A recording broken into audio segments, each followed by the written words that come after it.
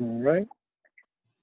Welcome to our second A4LE Roundtable on reopening schools in Washington State.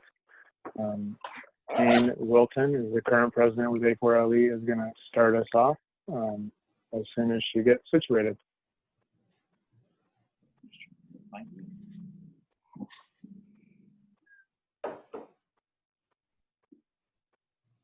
How you doing, Jane?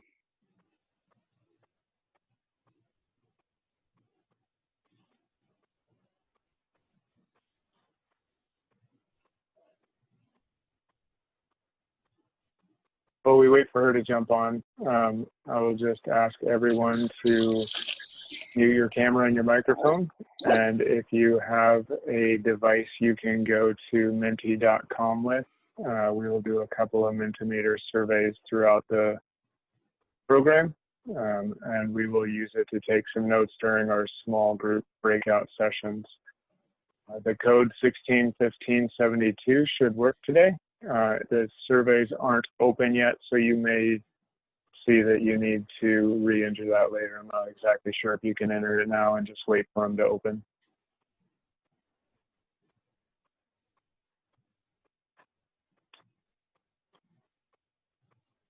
Are you ready to get started, Tane?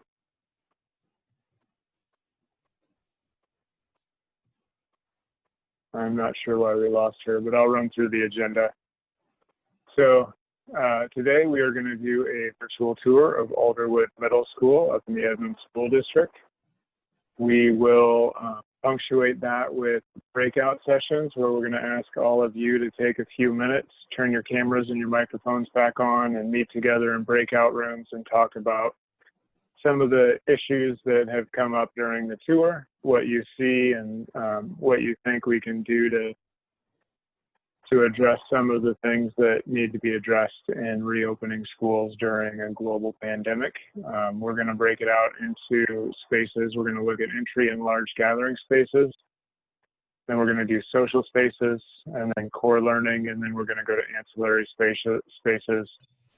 Once the tour is completed, we are going to have a panel discussion, and then we will wrap this up and send everybody on their way. I'm ready to do the intro. If you have, okay, you can go ahead. No, go ahead.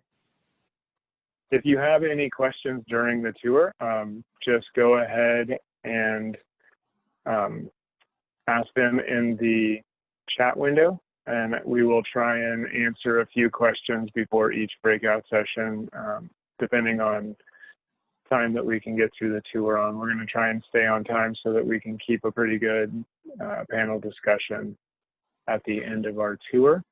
This is qualifying for AIA continuing education credits. So there are the learning objectives for you. I'm not going to read those. And now we're going to switch over to Tane, and she'll walk you through kind of what we're going to do. Okay, thank you, Ben. And welcome to our Reopen Schools Roundtable case study. So I just want to say thank you to Edmonds School District, Lydia Selly, Edward Peters, Matt Finch. We couldn't have done it without you. And so thank you for your help on putting this together.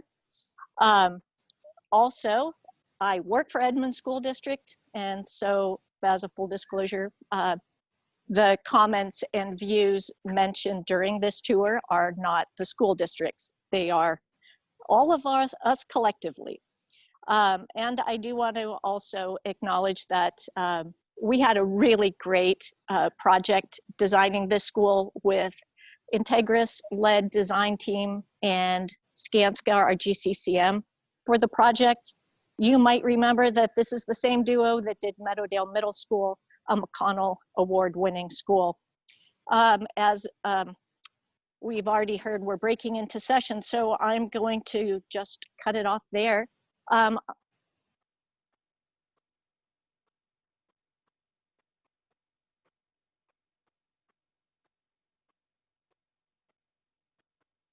think we just lost your audio, Tane. We lost our audio. There you go. You got mine? How about Yeah, we've got you, Brian. I think she's out for something, but she was just finishing up introducing everybody. So we have Michael, Steve.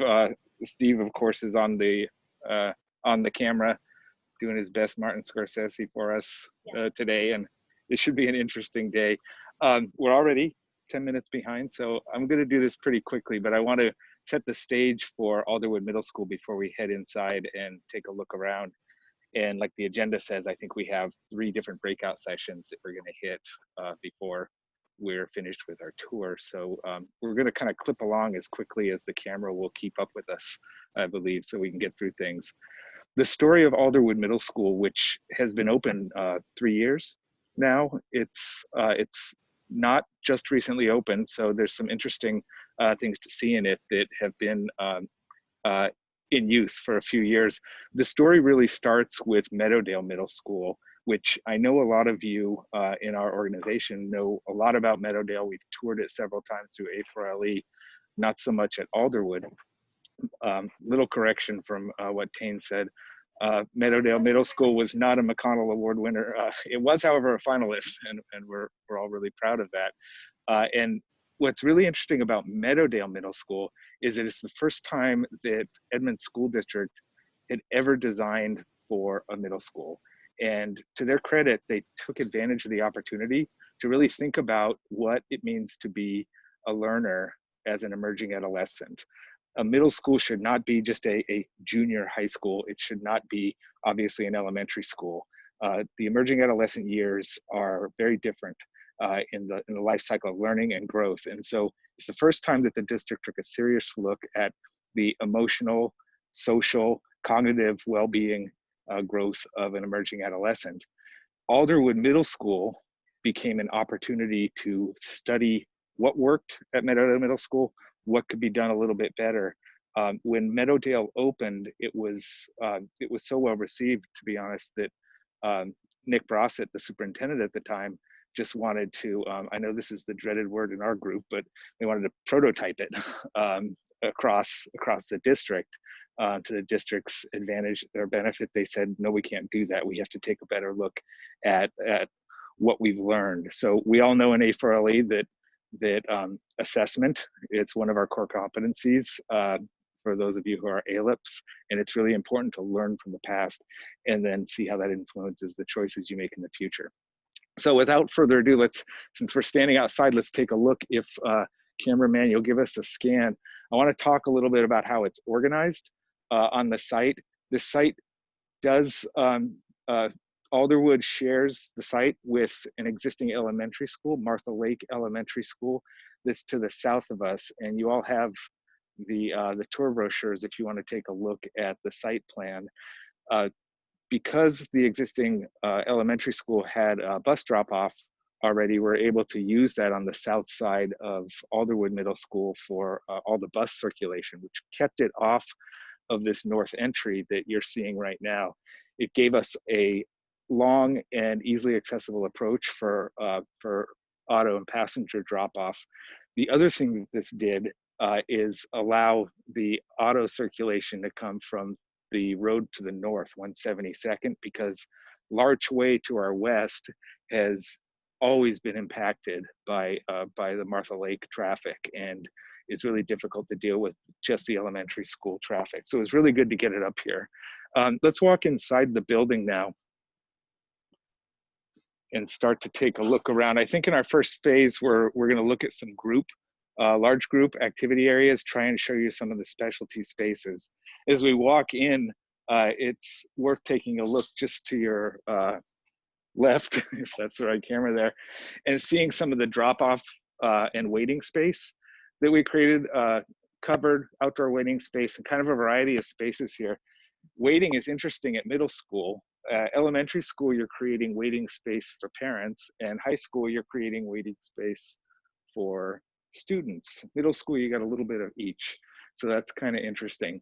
We're in a controlled vestibule now, and this was the first, I believe, right, Kane, of a number of schools that now is a standard with the district to create a secured vestibule with a secure entry into the admin area, and that's a standard now at all the schools I know a lot of us are doing that in a lot of our schools, so it was successful here. Also, just kind of as a fun note behind the camera here, if Steve will scan around, Alderwood was an existing school and an existing community. They had these wonderful pieces of art that they were really committed to. We're able to bring them inside. You can tell that they're a little bit delicate. They were aging over time. It wouldn't have lasted outdoors in their original location very much. So this is Steve. Just a Brian, quick note. can I interrupt real quick? Yeah, there you go. We're getting some people asking a couple of questions about some of the logistics that we weren't able to hit in the beginning. We got kind of a shaky start, but if everyone who is not a panelist could turn their camera off, that's going to help everybody else. And anyone who is trying to see the video of the school, if you could find Steve Murakami's window, hover over his display. There's 3 blue dots. Click on those 3 blue dots and pin his, go to pin video, and that will pin him as the presenter. It's black right now with his name. He is currently switching to Wi-Fi, so the video will come back on in a few seconds.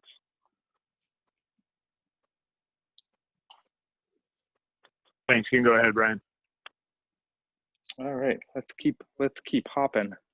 All right.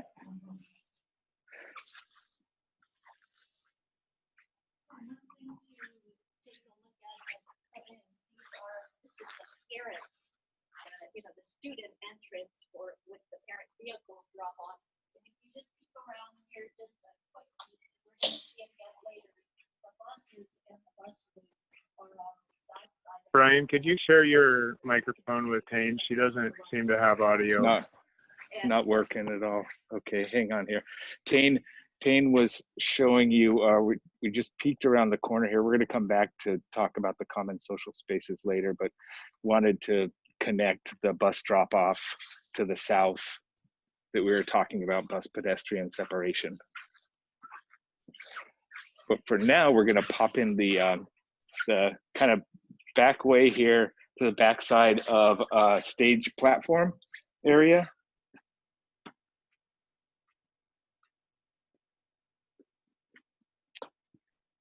And again, we'll be back to the commons later. We want to note one of the lessons from Meadowdale Middle School, though, was a desire for a platform area for a variety of uses. For one thing, Meadowdale had these highly successful small foosball and gaming areas, but they're just not big enough. The stage platform area next to commons allows a space like this to flex, to be a lot more of a kind of play activity area. Oops, lost it again. So that's been really successful. The other thing is the desire for band music and other performance activities to happen in the commons rather than in the gym. There are very few times that a middle school needs the size of a gym for after-hours performance settings, and so this works a lot better for most of their needs. So we're going to sneak kind of through the back door here. And we prop doors open everywhere.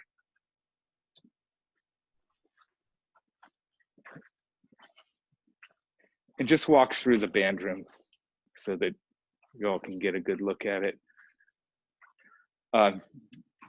Really well laid out traditional music space. At a middle school level, it's very difficult to afford extra storage areas, and so the space within the band room serves also as storage space, which makes wall real estate that much more precious, which makes the outdoor windows up high that much more valuable, and actually creates a really good reason to get those kind of vertical windows that you see instead of a horizontal clerestory, not just for the daylight, but for the perception of view, since we really don't get view at a lower level. Any not working? We have the Traditional wall with a bay of help me, word line. storage and practice rooms. Practice room. Is what I was looking for. Practice rooms and office space shared. Then on the other side, kind of with this room mirrored, is a core room with flexible, movable platform. Crossing the hall. I'll play my best Tane in here since she can't get her mic going. Just gonna cross the hall, take a look in the music room. This is really interesting. There's a desire for the art teacher to do a variety of activities in any given day or even any given class period. So a lot like we talk about in CTE spaces now, this has kind of a clean space and a dirty space. So there's a clean lecture-driven space, or for cleaner art activities that you see through the windows to the west. And this space actually lays out really well for COVID, because we kind of have a visible audible wall already in place. And then I just wanted to point out some features, both outside access for outdoor use. And this school is kind of feature rich, which is really nice. So there's these outdoor kiln areas in a protected space.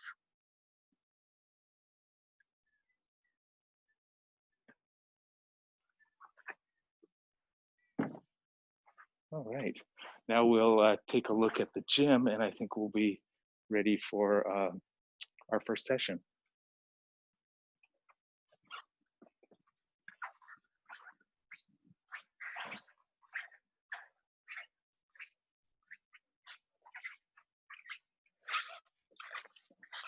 One thing that's worked really well at both Meadowdale and Alderwood is kind of bisecting this long extruded building with community space, community use and large group gathering use, as well as the core space on the other side.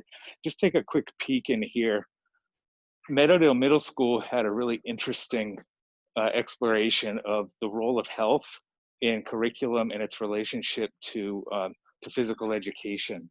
And the result at Meadowdale was a health room associated with cardio and weight equipment, but also instructional area immediately adjacent to the auxiliary gym.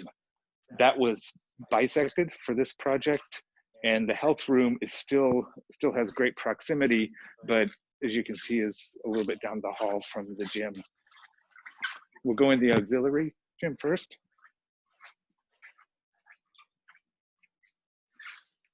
Thank you.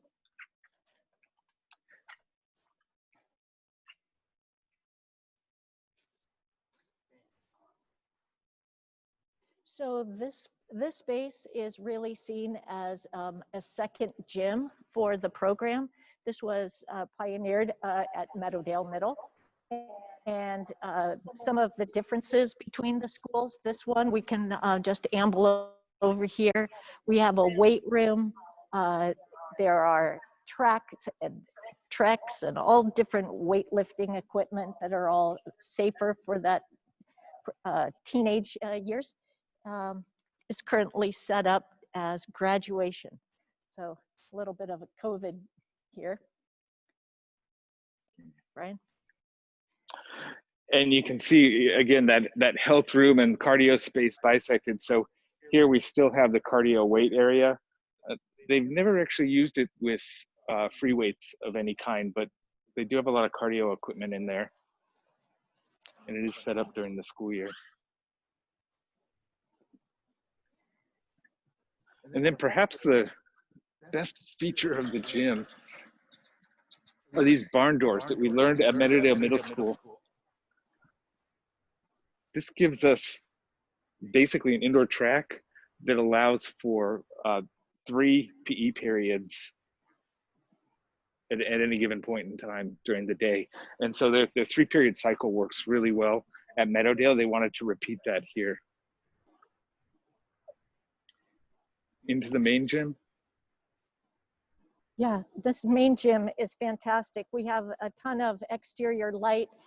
The lights are not on, guys. This is just how bright it is every day, except for when it's cloudy.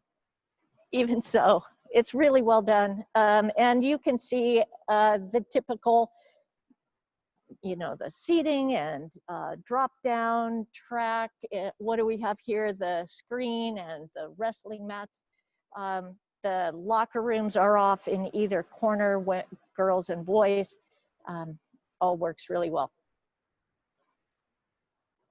So we're getting ready to step into a breakout session. And I guess really what we're wondering is, how can these specialty spaces, including the gym, be utilized when and if we open in this hybrid model?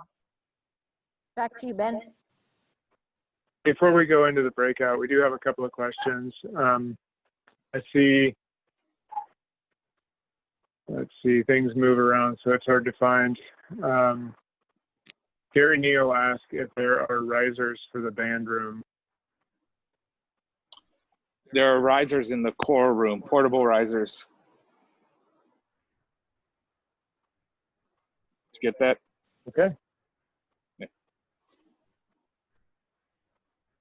That is the only question I see right now.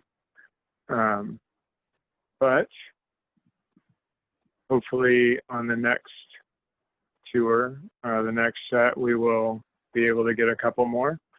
So we are going to go into our, we're going to go into our breakout session. Donna's going to throw us into rooms in just a second. Sweet. But I wanted to remind everyone of the questions that we are looking to answer. We looked at the entry sequence so far, and we looked at large group spaces, and we're asking people to consider the point of entry, how we're going to get kids from buses or parents' cars or walking paths into the school, and how this can be accomplished either through a single point of entry or multiple points of entry. And we also want people to consider how to use spaces like music, art, and gym during COVID. How can we still make those spaces useful and beneficial for students? So we're going to get thrown into groups, and the Mentimeter I'm going to turn on right now. I would just ask that as you and your group have a conversation, that you throw your ideas into the Mentimeter slide. You can put as many down as you want, and we will track them, and then everyone will get a record of this after the presentation. So Donna, you can put us into groups whenever you're ready.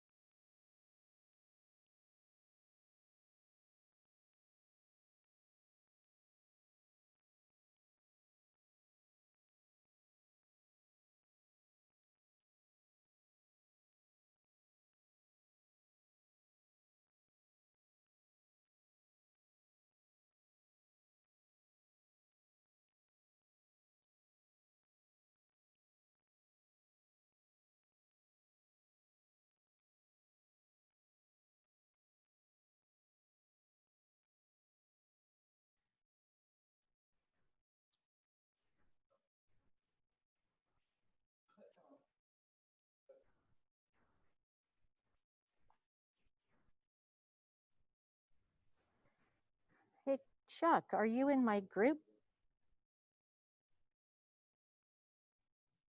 No, I was in breakout 4. I mean, breakout room 5. Didn't seem like it sent you to a room. Ah, But since no one was talking in breakout room 5, yeah. yeah, nobody was contributing. So You have you gotta- guys Do you want me to throw you in another one, Chuck? No, it's fine. I was just going to ask Tane if you guys have thought about using the gyms as entry points, entry points in multiple stations for checking kids in instead of just at the one entry to the main entry to the building. Jane, quickly before you answer that, how long are these breakout rooms? It was supposed to be 10 minutes. Do we Okay. want to cut it short? Well, it's already been 11 minutes. And last time we did 10, we had people saying that wasn't long enough. But I'll send a message out and get ready to close them. I'm gonna Chuck, I'm typing your comment about the gym. Okay. I'm going to close the rooms, Jane, and bring everybody back. Okay. It gives them 1 minute after I close them to finish up and send a note. Okay, we're back on. Mhm. I'm turning my computer off. Turning my mic off. So Chuck, I'm going to turn your video off just because we have a lot of panelists. Thank you. Yes, thanks.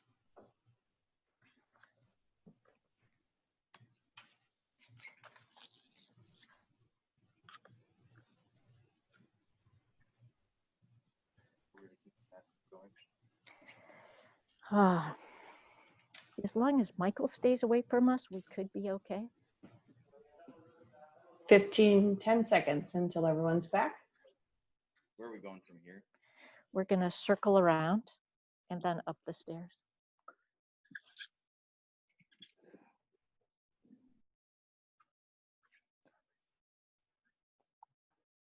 Okay.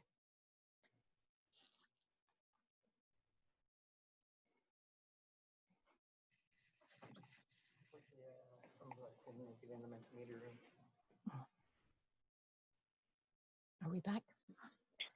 All right, it looks like we're all starting to filter back in to the main session again.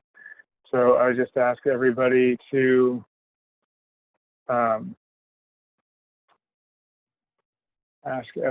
remute, and that was our first try at that. I'm getting a little bit of feedback that it was a little short. We may be able to extend the next few breakout sessions.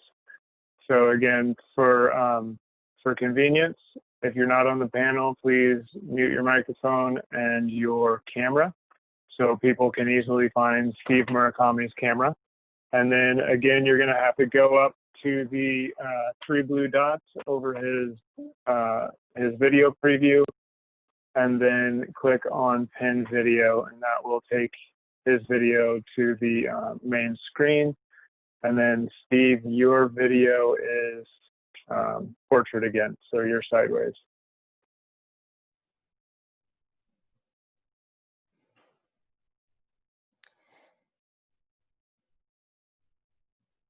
So while Steve is fixing that, I'm just going to jump in and tell you that this is really such a beautiful school. And when it opened the first day here, Michael and myself were standing observing the students entering the school. And the students were just gawking with their mouth open. You can't see it because of my mask. And they said, wow, we don't deserve this school. And Michael and I both felt like shaking them and saying, yes, you do. You have finally been given what you deserve. So anyway, just a little aside. Well, I like this story because one of the great things about the district is committing to what the students deserve and really recognizing the difference that space can make in the daily lives of the students. So our second part of our tour, echoes terrible. The second part of the tour is about what we're calling socialization spaces. And we kind of started tucked in here on purpose so that you could see the variety of seating areas that we created within the area that really we've been referring to as the heart of the school, the common space and the associated social areas for the students. One of the things we learned at Meadowdale was the success of getting scale and variation in opportunities, right, for students. And one of the comments that the principal at Meadowdale Middle School made was that lunchtime was her least favorite part of the day, and it was a disaster every day. And in the new school, it was really successful. The idea that students will misbehave if they're given a nice environment just proves to be not true. So we're entering into the common space now. You can see, get a glimpse of the kitchen servery area. One big difference between Meadowdale and Alderwood actually is that Meadowdale Middle School is a central kitchen for the district. And so that actually constrained the space quite a bit because of all the kind of ancillary needs there. It was nice to be able to have a kitchen area that just has to service the school. You can see tremendous daylight, but also really strong views and connections to the outdoors. And that area is used frequently during lunchtime and throughout the day by students.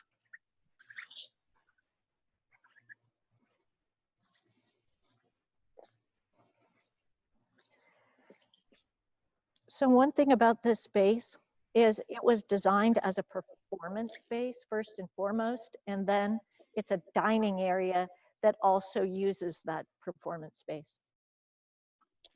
You can see all the forum seating that I think we've been doing forum seating, a lot of the districts and a lot of their design teams in a lot of different environments. I think the 3-step extended forum seating at the middle school level has just proven incredibly successful. I mean, it's definitely the most crowded part of the house. Did you want to point out your quote? Another fun project with this school was a student-led effort to raise the morale of the school. And they came up with and selected quotes. And one of the students wrote their own quote rather than finding one. And you'll see these throughout the building. They're also in the restrooms and here and down the hallways.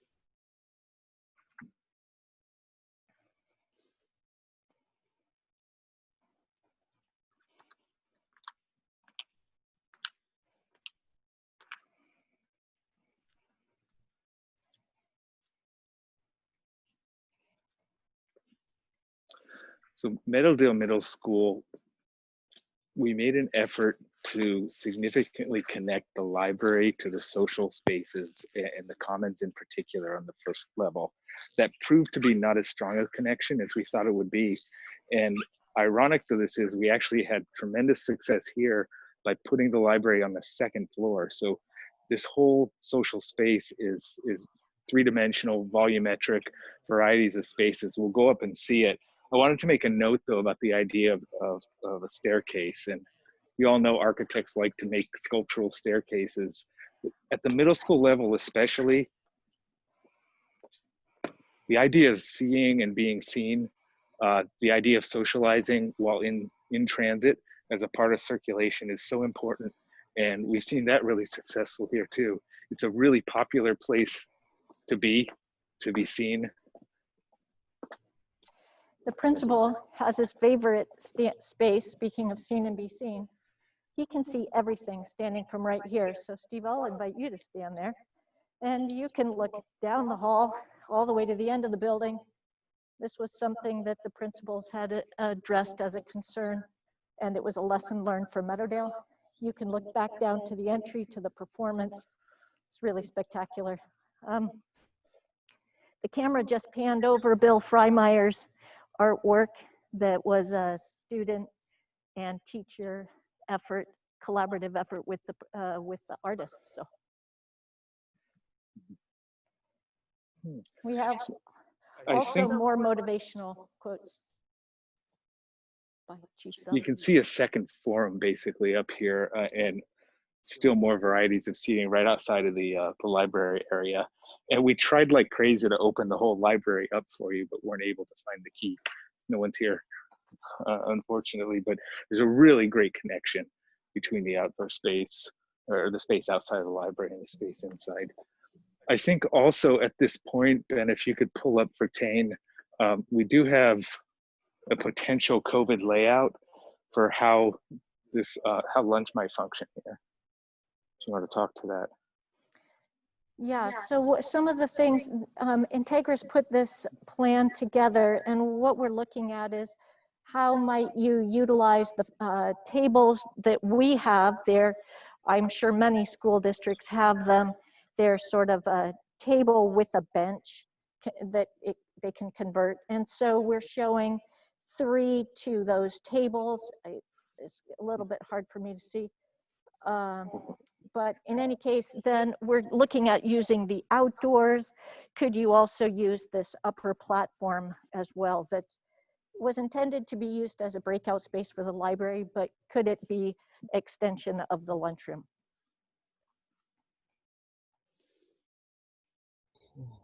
Are we back? Yeah.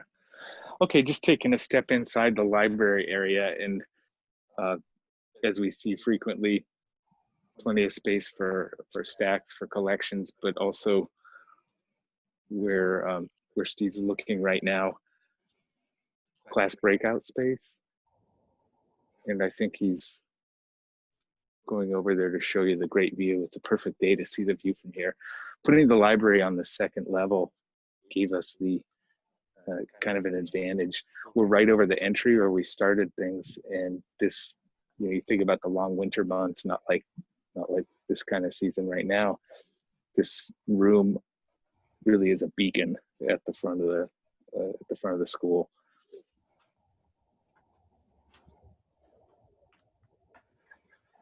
So I think we're going to step outside the library now and be ready for the 2nd breakout session. We wanted to show you one kind of fun feature as we step back outside.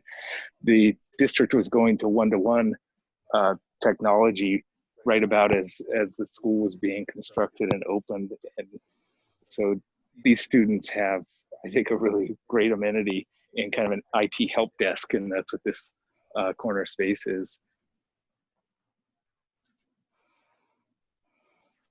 I think, Ben, if you want to go to session 2 and have a little more time, that would be a good time.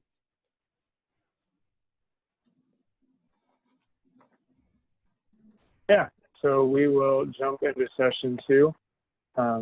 For this session, we're hoping people will chat about what dining might look like during COVID, and how students can still find aspects of socialization even though they have to dine with social distancing, and how can students be given some agency over their day rather than just be shuttled from a classroom to a spread apart large space back to the same classroom. How can they find time to engage with friends or do things that they choose?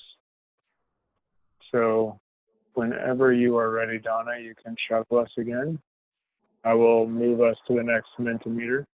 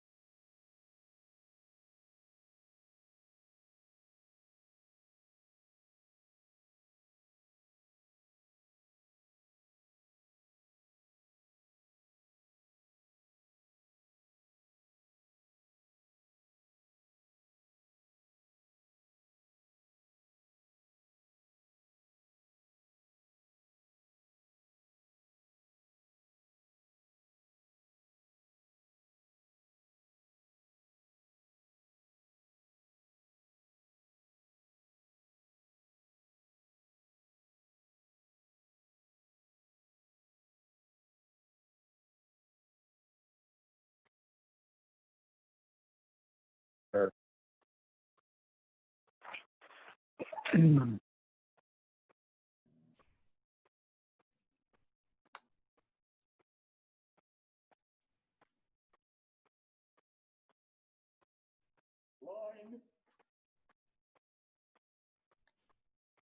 we have restrooms right off of the commons.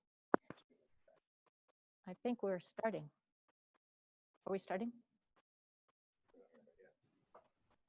Yes, we have just about everybody back from our breakout rooms.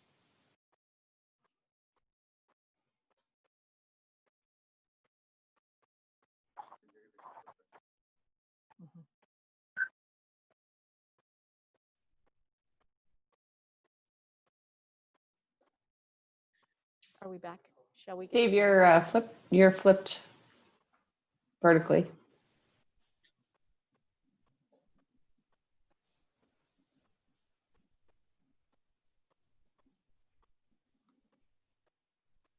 So while Steve is doing that, we're all back together again. All schools, the way this school was laid out was that there's a toilet facilities with every pod or cluster, and Brian is going to explain the arrangement of the clusters. Here again, there are quotes inside, girls and boys. We don't have doors, so you can imagine in the COVID world, this is pretty handy. We do wonder what this is going to be like, though, in an existing school where you probably have doors to those restrooms. I think that's Okay. We're all back, huh? Great. Well, we're really at, if we just looked at the heart of the school, we're going to take a look at, I guess, what you call the soul of the school, which is the core instructional areas. And what's really neat about this project is the opportunity to have carefully crafted what a core area, which we called at the time personal learning communities, might be at Meadowdale, and then learn from that and adapt it here at Alderwood. And you see one of the core areas here as Steve scans. And I'm wondering, we have a sketch of the Meadowdale core area. Ben, can you bring that up?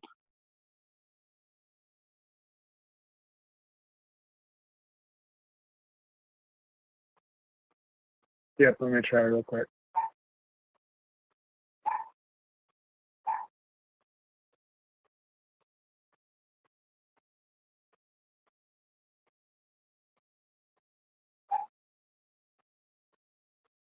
All right, there you go.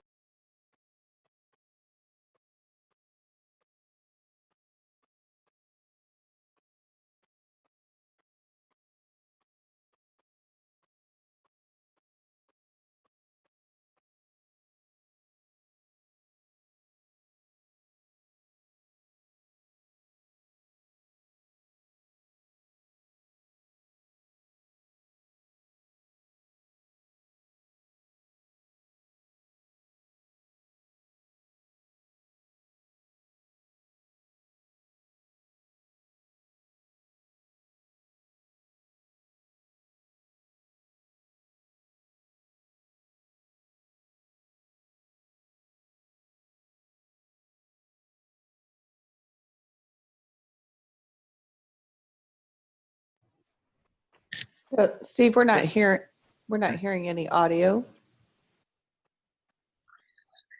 Wow, I was just rambling on forever. Okay. There you go, Brian. It's practice for doing this faster. Okay. Do you all see Meadowdale Middle School there? So you can see the fundamental underlying organizational platform is a series of classrooms wrapped around a shared area with a cyber bar, with a learning support area and a small conference room associated with it. You can see that each of these clusters at Meadowdale has views to the north, and good north daylight also has an opportunity to kind of balance that daylight with a small amount of daylight on the west side of the building between classrooms and learning support. And the science labs on the north of the building, so that they can still have teacher collaboration, shared prep areas, those sorts of things that are important to science, and also have a single science lab associated with each cyber bar.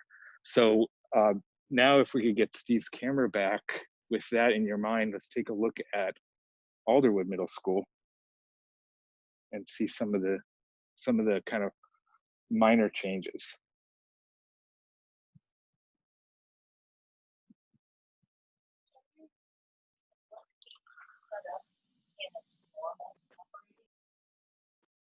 We have a question here. Is the typical classroom space with 6-foot spacing, what is the student capacity? Around 60% Sorry, of I was usual temporarily occupancy. muted. So sorry to say. There's Ben's introducing a question. I think you guys are going to talk about student capacity shortly, right?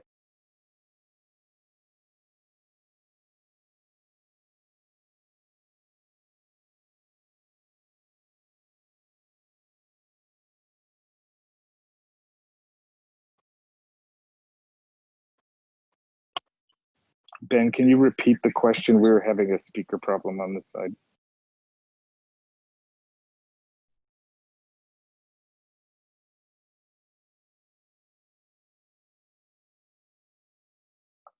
I don't know if they can hear us. We can hear you, Brian. Okay. Tane was struggling with her speaker there, and we didn't hear the question.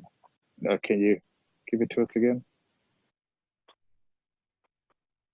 And you, I think that it's just about classroom capacity. Okay, when we get to classrooms, we'll jump in on that.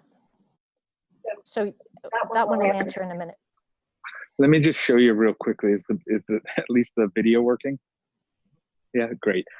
We'll take a look at a typical classroom now compared to Meadowdale. The small conference room to the east side of every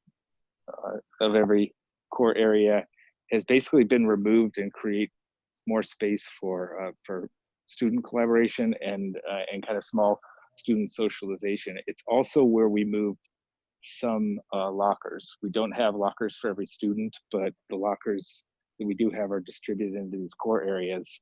You can see we still have 3 classrooms, general classrooms in the organization. And then this community wanted more flexible and less focus on kind of suggested activities. And so you can see a more generic, we still call it a cyber bar because it's kind of a fun thing to call for middle schoolers, but removed from the cyber bar is basically a feature tower that included display and seating areas in order to accommodate better views, especially from the science classroom. And then where there was a learning support classroom to the west, that conference room that was eliminated on the east side has now been added to the west. It's also grown, and the wet area from the cyber bars at Meadowdale have been moved into these spaces to create better opportunities for students to meet and work together. Yeah, I think that's it. As we're heading out of here, I want you to just pay attention to the materials that were used. So here again, the materials are intended to provide a clue to what activities would take place there. So in the flex spaces, you have warm, inviting materials. These are where students would linger. In these connector corridors, you'll notice everything is kind of lean and hard surfaces and more, not a space that you really want to hang out in. Hey, Tane, when you're speaking, you might want to keep a bit of a distance from Brian just so we don't get feedback. Okay. Tane is going to walk us through a core area and a couple of classrooms that the district has set up for potential COVID seating.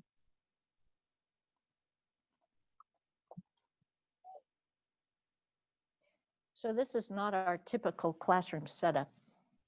These are social distance, 6 feet apart. We use Steve Murakami's idea of a 6-foot triangle. This one doesn't quite meet probably the health requirements because 6 people you will see are facing into the classroom instead of all facing in the same direction. We did manage to get 15 students in here though, and that is our maximum per classroom. So somebody was asking, what's the capacity? It's half. So half the students would attend one day or for 2 days of the week, and the other half would attend the other. And that is, of course, if we were opening in the hybrid model. We did one other setup.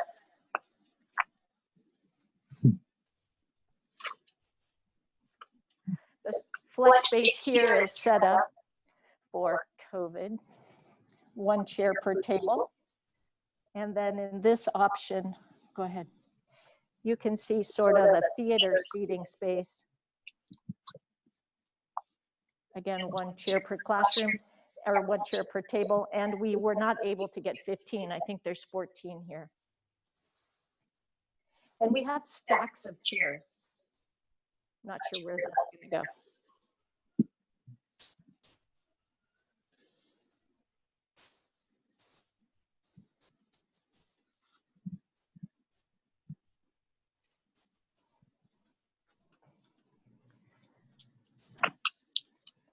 Okay, we'll walk across to science, take a quick look at science, and be ready for our 3rd session.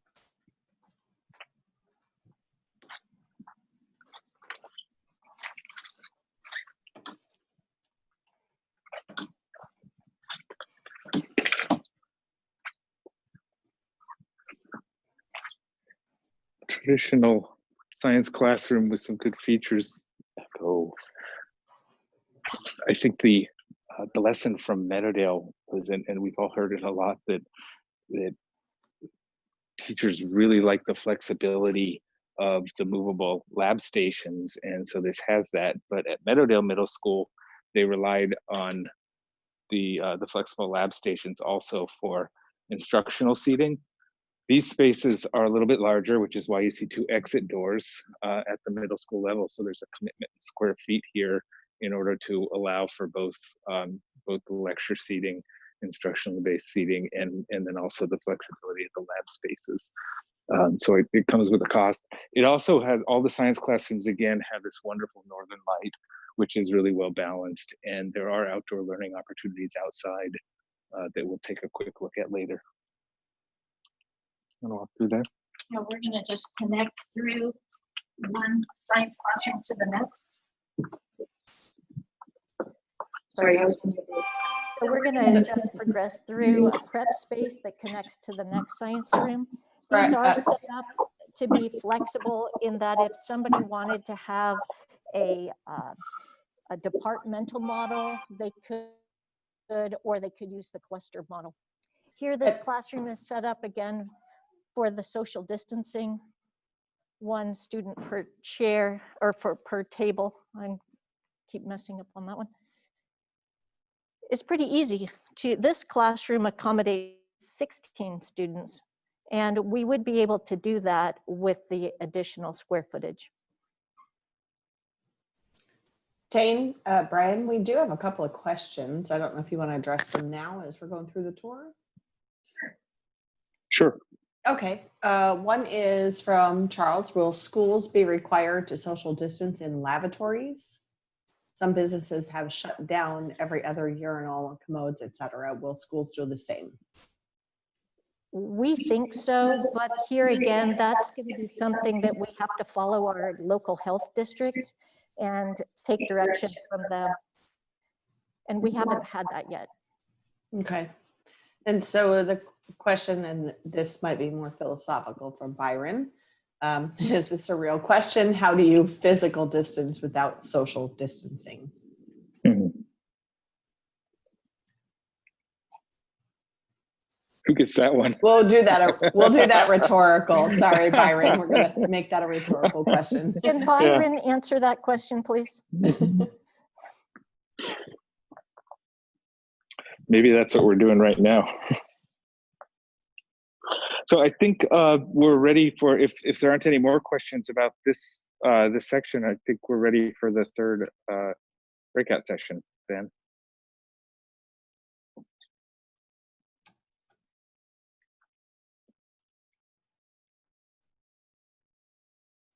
And I think we might have lost Ben. So I'll go ahead and put everybody into breakout sessions, and we can discuss the last portion of the tour and some of the issues or thoughts or comments that come up as a result. So give me just a moment and I will put you all into rooms.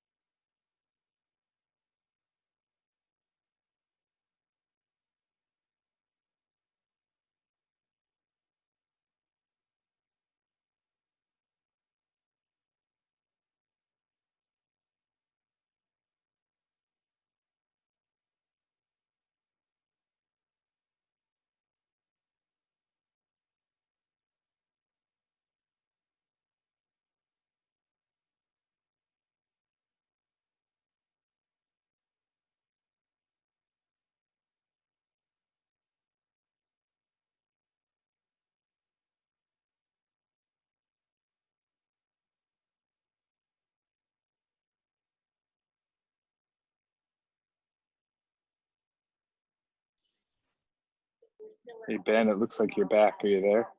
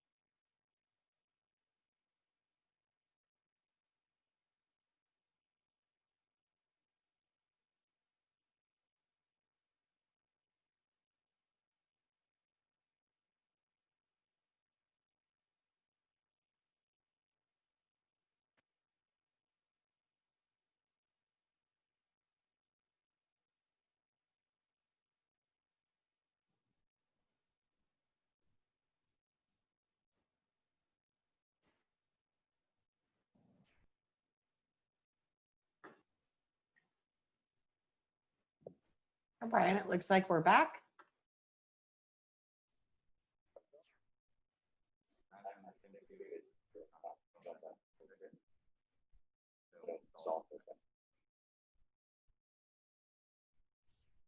Okay.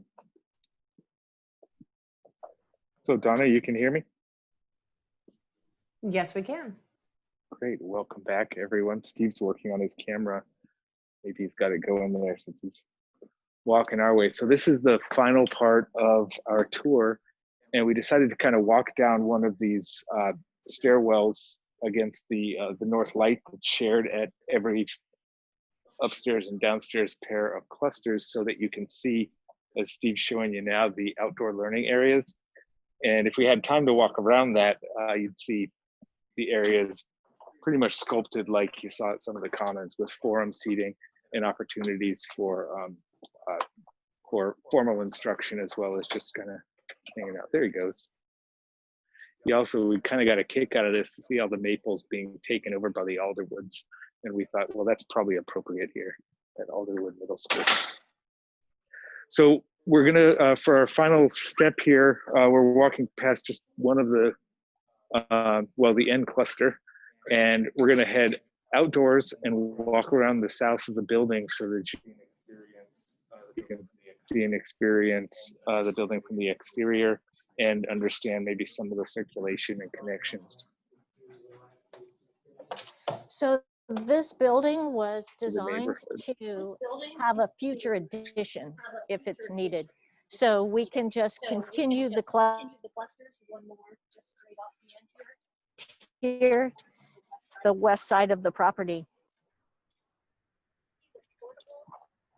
You can see the portables.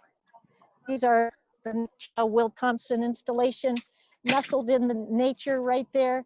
These are Sage portables, and they're very sustainable.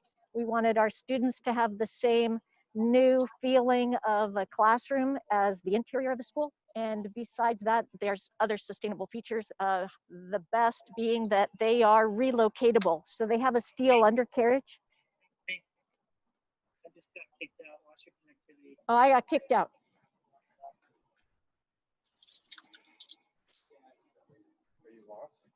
You can hear me.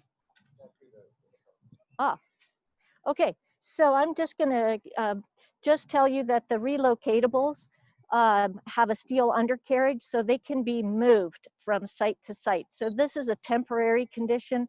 We don't expect to be overcrowded for long, but they are currently overcrowded at this school.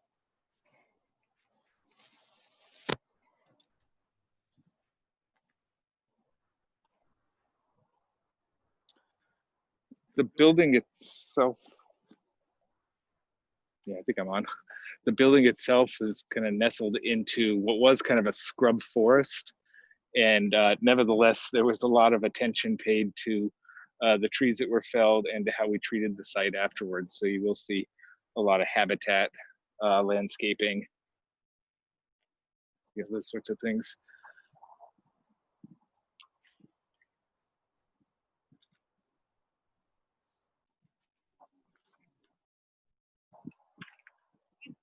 Beautiful day.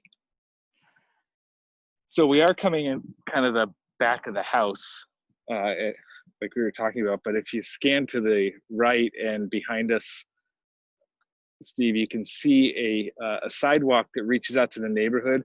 This is actually a mirror of a less formal pathway that's existed for decades between the neighborhood and Martha Lake Elementary School. And it was actually a really important thing that the neighbors wanted to keep, so that they wanted to make sure that they had access to the site from the west side of the site.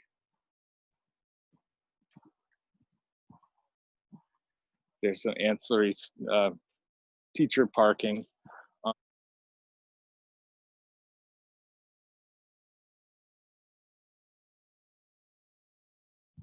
I gone? You're back. A lot of you probably saw the popcorn in the sidewalks and a lot of the paving. A lot of attention obviously paid just a few years ago within the permitting authority to make sure we're meeting all of our detail and treatment requirements.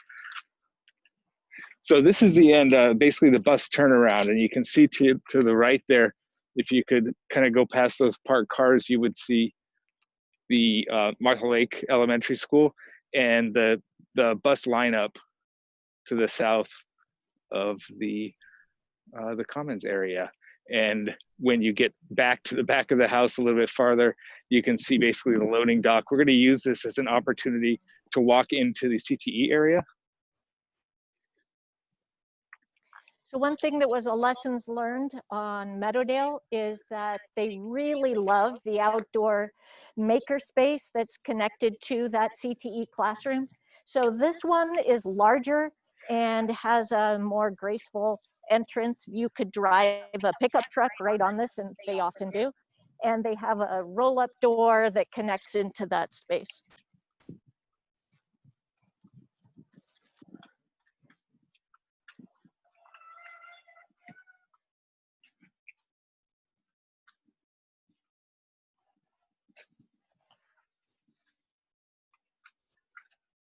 We're going to go into the dirty side of the CTE area.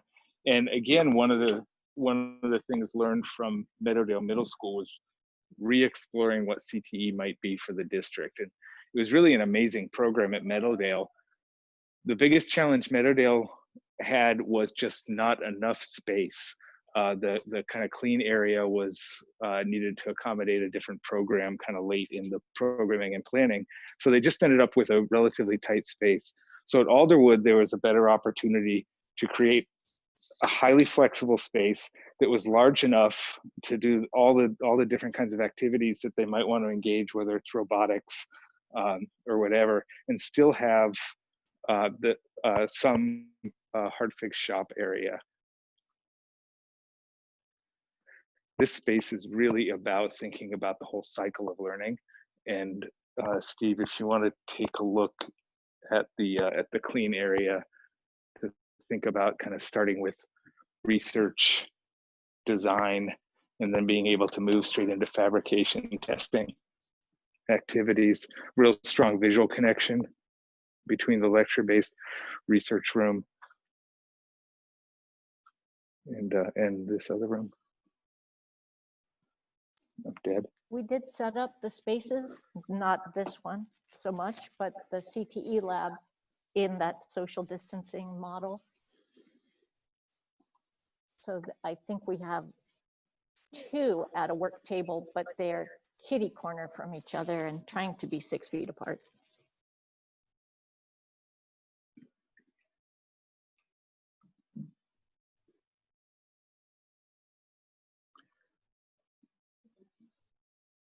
So we'll finish the tour. You got that? We'll finish the tour by kind of stepping across the hall and just kind of going in the back door again and taking a look at the administration area. One of the things that's neat to see as we do step out of this room is how celebrated the program is at the school. So you can see really great visual connections. We're actually right next to the commons at this point. We've walked back that far. And so you see strong visual connections between the hallway, right at basically the front of the house. And then this space actually has its own little lobby and display area where they can really celebrate their work with the rest of the community.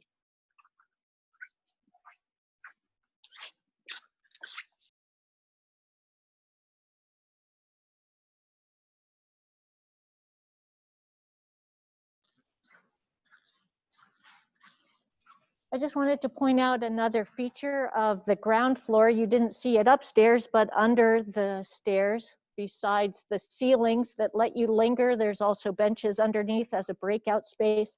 And in a regular school session, we have these little hokey stools that you can drag around and create groups. Okay, this is coming in the back door of admin.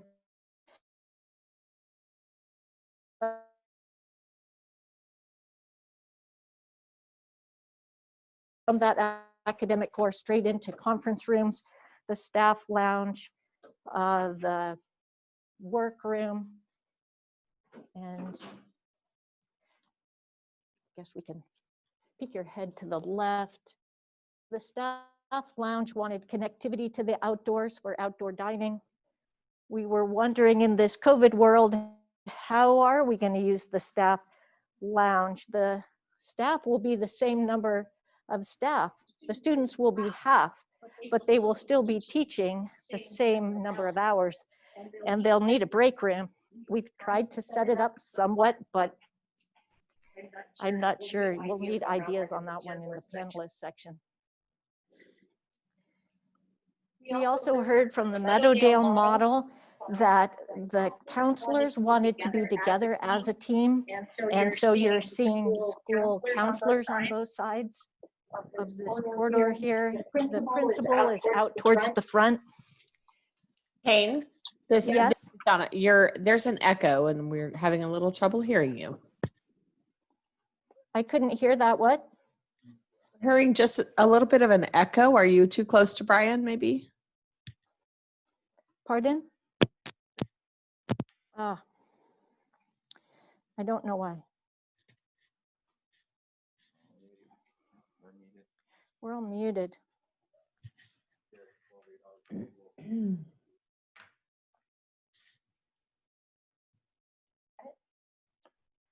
Well, I'll unmute and just finish it up. Maybe we'll finish it up since we're so echoey. Take a look. We're kind of right back where we started. Right outside the building at the front entry and looked at the vestibules, and now we're coming back around on the administrative side. We can get a quick look at the control, and I don't know, where's your camera now? But you can see the visibility from the administration area and the connectedness really to the students that they get from here. So Brian, we did have a question. Back to the commons dining. What is the percentage of typical capacity with COVID layout previously shown? And is there an assumed increase in lunch periods? The district hasn't committed yet to exactly what they're going to do. That sketch that we put up, we got I think it was about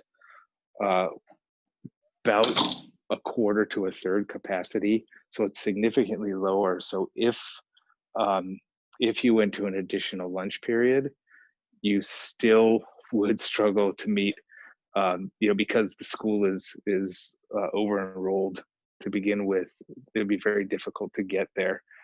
So the writing seems to be on the wall that if they go to this model, they probably will be both eating lunch in some classrooms and going to 3 lunches. And I think that's pretty typical. I know with all the other districts that we've been helping do layouts, it's been really difficult to get any sort of quantity layout. I mean, this school's actually much better because of all the varieties of seating areas that already exist, but there's just not enough space for 6 feet separation.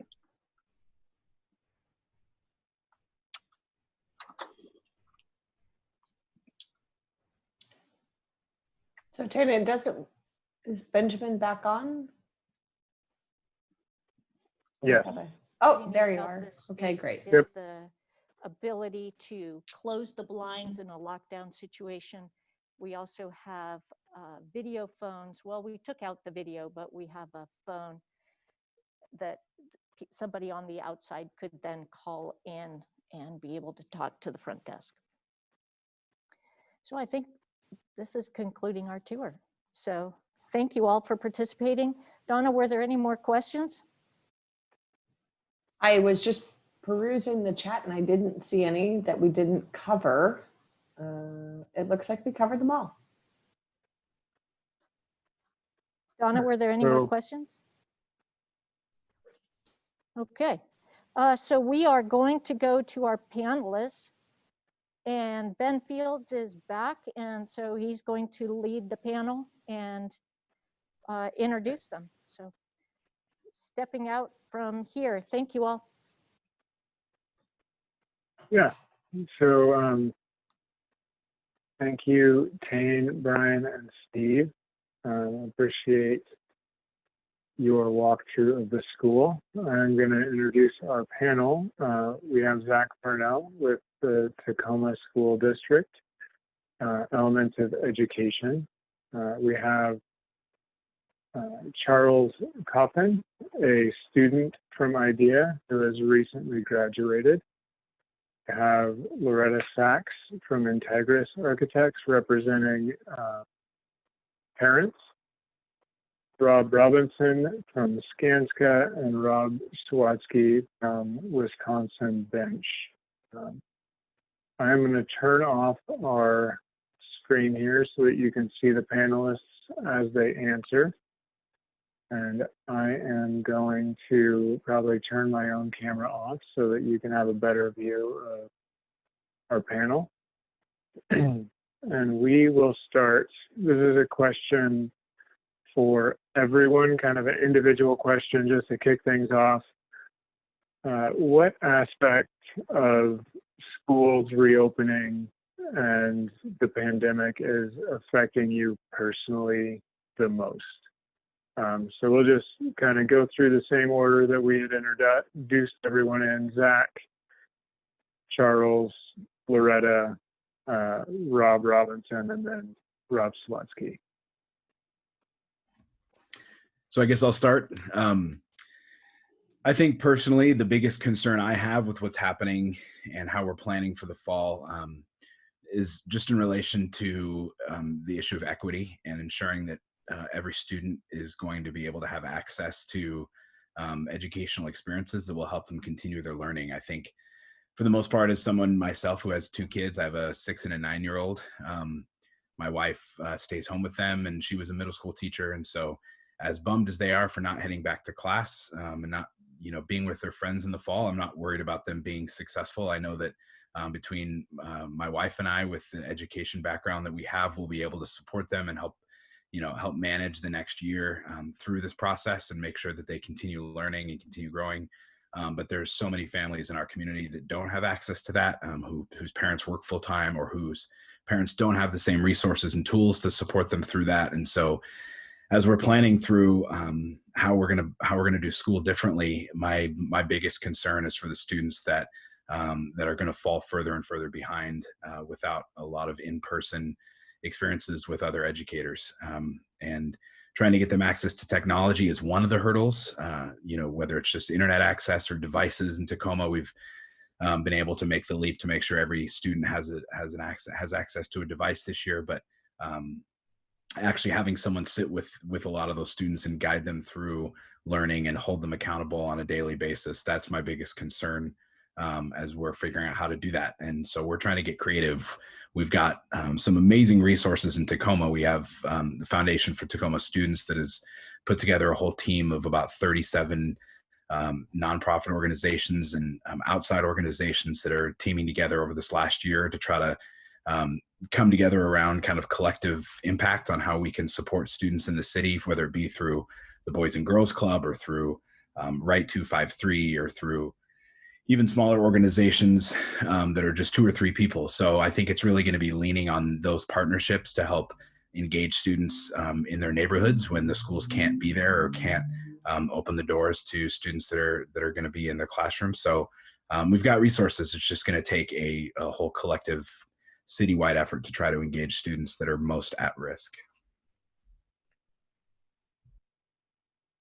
I guess I'll go next. I think what affects me most personally is student socialization, which I don't think will be as big of a deal coming into the fall. One thing I've learned being a student and being around other students is that students will socialize kind of no matter what. It's analogous to elephant paths of the people will walk where they want to walk no matter what paths you lay out for them. With student socialization, I think the most important aspect is keeping the kids safe and keeping them within the confines of whatever system you put them in for their safety. Students will socialize no matter what confines they're put in or what system they're put in. So I think working with the students within whatever systems that they're in will work great.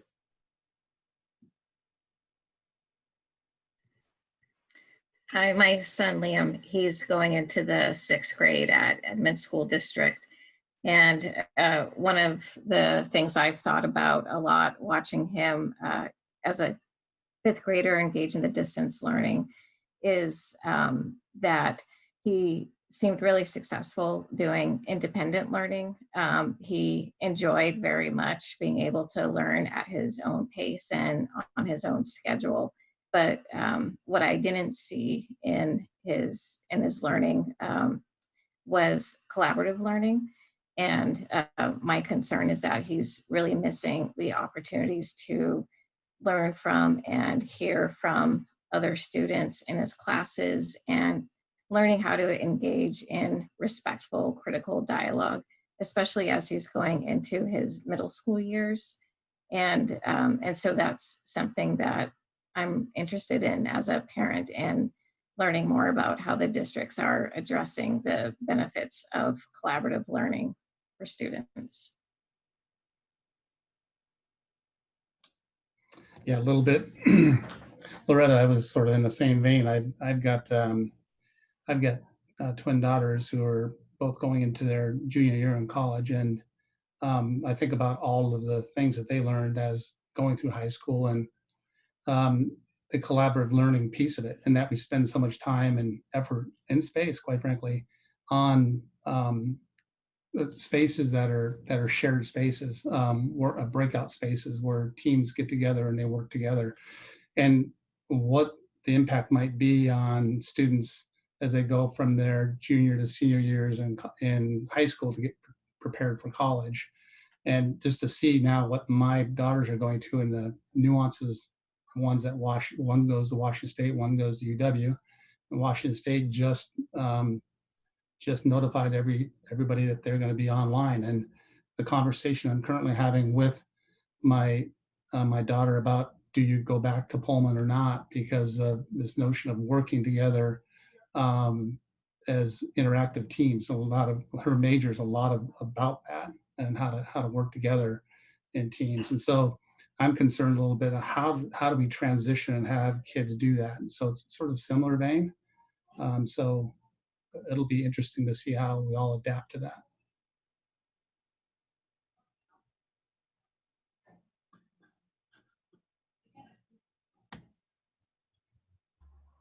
I think it's my turn.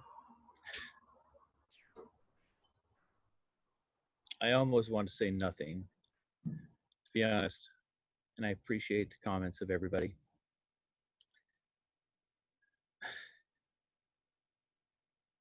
Personally, I've got a junior in college, I've got a high schooler who's a senior, and I've got a kid just going into high school. And I agree on several levels around personalization, face-to-face learning, and not only that, but the data that supports how important it is for kids to be face-to-face. Without being political, it's hard to not say that decisions being made that are not data-driven are very difficult to watch. Our kids should be face-to-face. And I'm severely distressed at the fact that our government is deciding to make decisions about learning based on fear and media hype. Honest truth. I feel our kids are going to be disadvantaged.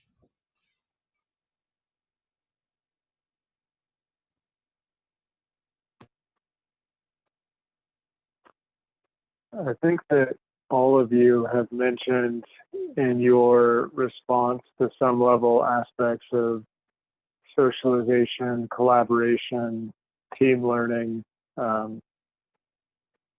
communal learning. Do you see anything that can be done now in the near short term and carried through possibly in the long term to promote engaging learning experiences for students?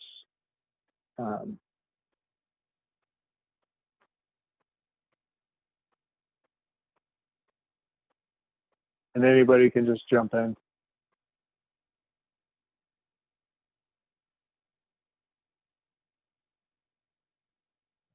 I think that prioritizing collaborative learning as well as interactive learning will be super useful when going into online learning. It's also very easy to do when it comes to online learning. Like what Zach said, if every student has access to these materials of technology, being able to have the interactivity and that kind of collaboration will be super easy to do. And getting kids engaged with that learning will follow suit with interactivity. There's a significant disadvantage for those who come from poverty, or those who come from ethnicity, to have the advantage of having the technology available to them. If you look at the CDC website, there's a significant impact on learning for children who do not have the advantage that others have. And being left to their own devices from distance learning, it will create a significant impact. So what can we do in the built environment to help children and help districts?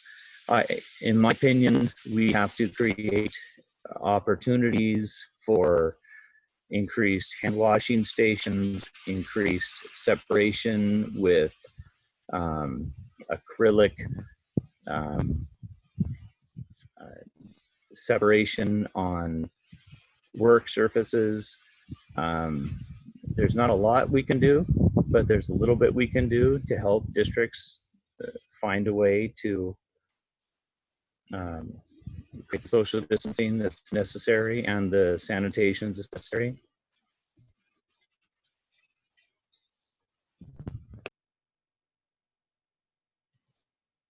Just one thing that I've been wondering about is just thinking about our work lives and professional lives and the way that we use Zoom and that we might be seeing our students using Zoom.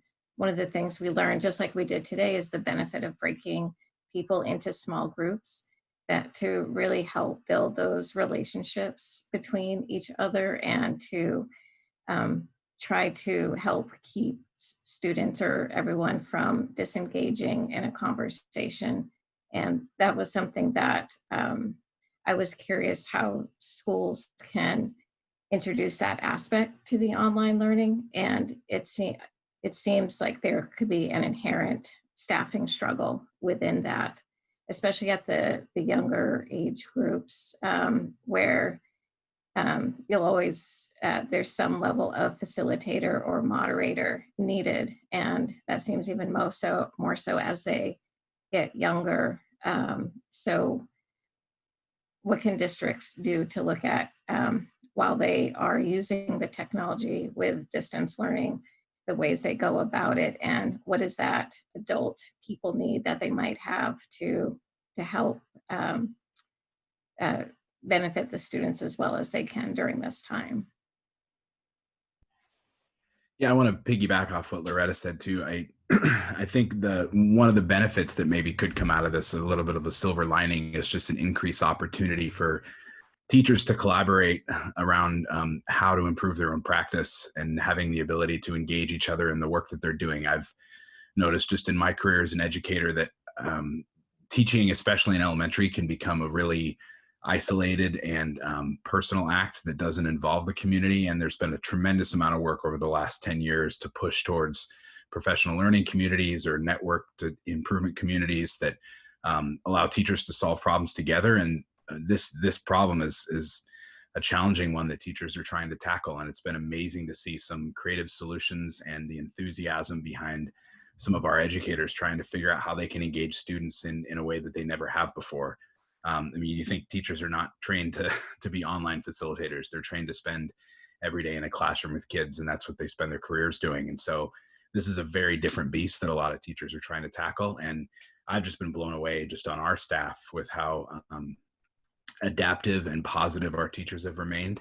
And now as we're going into this next year, realizing we're going to have to learn from our mistakes from this past spring and learn what worked and what didn't, creating a place where we can actually try some different strategies that have been proven, collect some data around what works and what doesn't, and try to come up with a model that might actually lead to a productive distance learning model. I think that could be really effective. But just the ability to collaborate and try to solve these problems together creates a powerful community, at least it has with us, of educators trying to solve a problem together. So that's one thing that I've seen that could be really carried forward as we move back into the classroom at some point. Having those relationships built and those practices of looking at data, improving on practices, and having that kind of design thinking cycle could really be beneficial.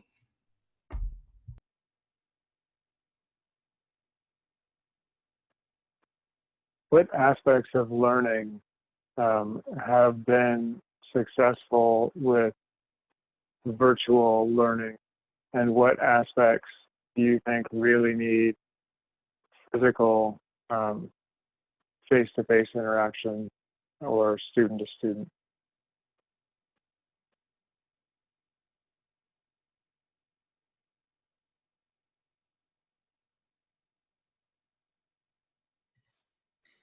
Kind of repeating a little bit what I said before, where I saw the biggest struggle in my son's school last year was any kind of dialogue, trying to have dialogue between the students. They were trying to come together as a whole class. And, also it was the age group, they were fifth graders, but you could see a struggle in trying to get all the students to participate, and they would participate in a conversation more individually. They would each have something to say individually, but you didn't get the sense that they were having conversations with each other. And so that was a place where I saw a struggle in the distance learning, and how can we do that more successfully.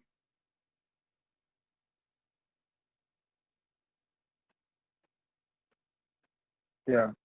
I want to just thank all of you for being a part of our panel today. We've only got a couple of minutes left before we wrap up. And I want to give you a chance. Is there anything that any of you would like to expand on that wasn't asked?